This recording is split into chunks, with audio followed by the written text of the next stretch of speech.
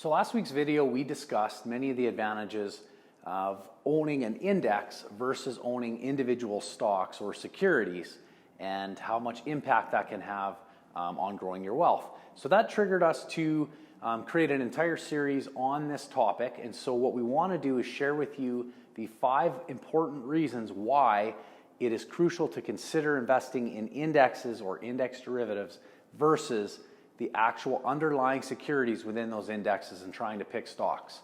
And so we'll start with the first important reason, which is most stock pickers have trouble, especially when you get wild swings in markets where you have no idea whether a value company will actually be solvent or does it have the possibility to go to zero or close to zero.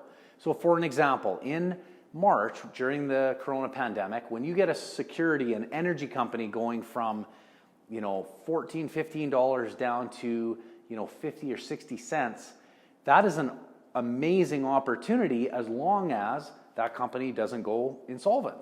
And so with the difference between indexes, and I'll even use the exact same market, so the energy index, by definition, it can never go to zero, because that means that every single energy company in the entire index, in the entire industry, would be going to zero, and that's just virtually impossible.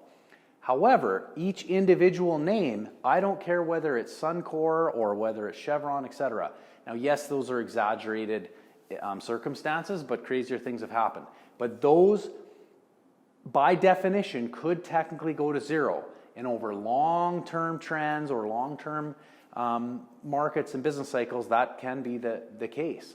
But most importantly is that you have extreme confidence to know that you will never sacrifice 100% of your capital. So it allows you to be more astute and more aggressive when you get opportunities such as what we would have saw in late March, where you can put a lot more capital to work knowing that you're never going to have it go to zero.